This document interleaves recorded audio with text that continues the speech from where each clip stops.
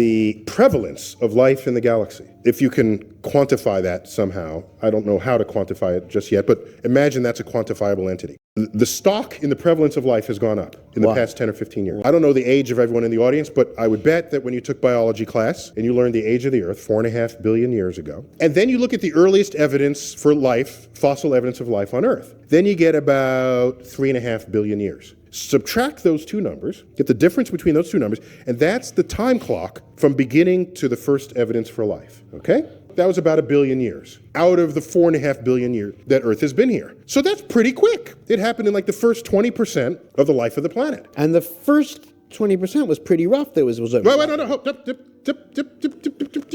hold on. Since the time we all took biology, we have found fossil evidence of life farther back in time than 3.5 billion years. It now goes back to 3.8. There's some evidence it might even reach 3.9. So we have shrunken the time available for life to have formed on this Earth. That makes it more likely. If the faster life kicks in from a pool of just random chemicals, not random, they're the chemicals of the universe, the faster that happens, the more confidence I have that life is something that would happen just given the right soup and soup starter. Okay? Now, we then learned when computers got good, better than they once were when we were in school as kids. The early solar system didn't just simply make the sun and the planets. There was debris all scattered interplanetary space. And that debris slowly got vacuumed up by the gravity of the respective planets. That would not have been a pleasant occasion on the surface of those planets, because to vacuum it up simply means you're getting slammed by the kind of asteroid that took out the dinosaurs, except you're getting that monthly. And you can calculate what the temperature of Earth's surface would have been. And it would have been higher than what would allow complex molecules to form, because at high temperatures, you break apart molecules. So what our computer models show is that this period of bombardment lasted 600 million years.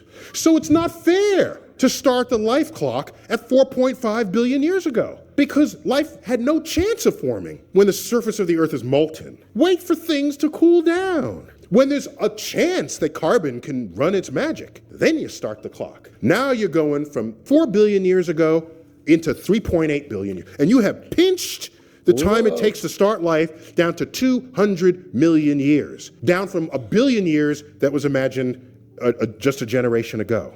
And that is further evidence. Practically the earliest life could have formed, it did. So just because we find it hard to do in the laboratory doesn't mean nature found it hard to do as well. And the idea that it's hard for nature to do because we can't figure out how to do it yet, that itself is an inexcusable expression of human ego.